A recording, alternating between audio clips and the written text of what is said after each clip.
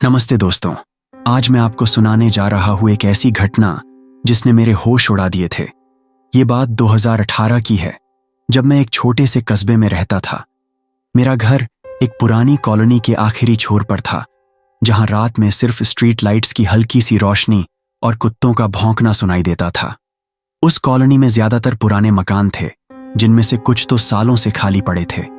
मेरा घर भी कोई खास नया नहीं था, लेकिन किराया सस्ता था और मुझे अकेले रहने में कोई दिक्कत नहीं थी। मैं उस समय कॉलेज से लौटा ही था और पार्ट टाइम जॉब कर रहा था। रात को देर तक जागना मेरी आदत थी, चाहे नेटफ्लिक्स देखना हो या किताब पढ़ना। लेकिन उस रात कुछ अलग था। करीब 12:30 बजे, जब मैं अपने बेडरूम में लैपटॉप पर कोई हॉरर मूवी देख रहा था, मेरा फोन अचानक वाइब्रेट हुआ। स्क्रीन पर अननोन नंबर लिखा था। मैंने पहले तो नजरअंदाज किया, क्योंकि देर रात अनजान नंबर से कॉल्स आमतौर पर स्पैम ही होते हैं। लेकिन फोन बार बार वाइब्रेट करता रहा। 3 बार कॉल कटने के बाद चौथी बार मैंने गुस्से में फोन उठा लिया। हेलो, कौन है? मैंने थोड़ा चिढ़कर पूछा। दूसरी तरफ से कोई जवाब नहीं आया, बस एक हल्की सी सांस की आवाज थी, जैसे कोई धीरे धीरे सांस ले रहा हो। मैंने फिर से पूछा, हेलो, कौन बोल रहा है? लेकिन फिर भी कोई जवाब नहीं। कुछ सेकंड बाद कॉल कट गई। मैंने इसे अजीब तो माना, लेकिन ज्यादा नहीं सोचा। शायद कोई प्रैंक कॉल था। अगली रात ठीक उसी समय फिर से वही अनजान नंबर से कॉल आया। इस बार मैंने तुरंत उठाया। देखो, मजाक बंद करो। कौन हो तुम? मैंने लगभग चिल्लाते हुए कहा। इस बार दूसरी तरफ से एक हल्की सी हंसी सुनाई दी, लेकिन वो हंसी किसी इंसान की नहीं लग रही थी। वो ऐसी थी जैसे कोई पुराना रेडियो ट्यून करने की कोशिश कर रहा हो। खरखराहट के साथ टूटी फूटी आवाज। मेरे रोंगटे खड़े हो गए। मैंने तुरंत कॉल कट कर दी और फोन को साइलेंट मोड पर डाल दिया। अगले कुछ दिन तक सब सामान्य रहा।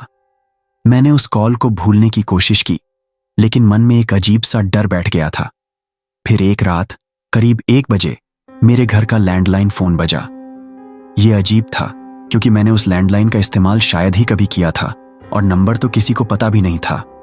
मैंने हिचकिचाते हुए रिसीवर उठाया। हेलो, मैंने धीरे से कहा।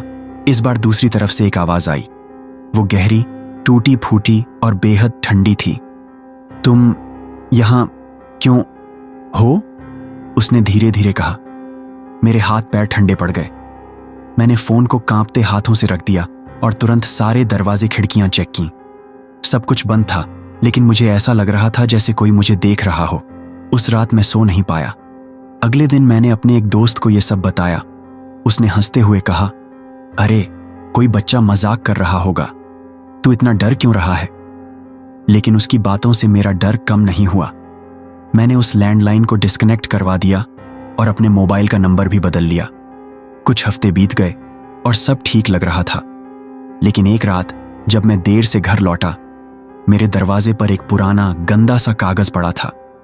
उस पर सिर्फ इतना लिखा था, मैं तुम्हें देख रहा हूं। कागज के नीचे एक पुराना जंग खाया हुआ सिक्का था, जिस पर कोई तारीख नहीं थी। मैंने तुरंत पुलिस को कॉल किया, लेकिन उन्होंने इसे कोई गंभीर मामला नहीं माना। उसके बाद मैं उस घर में नहीं रुका।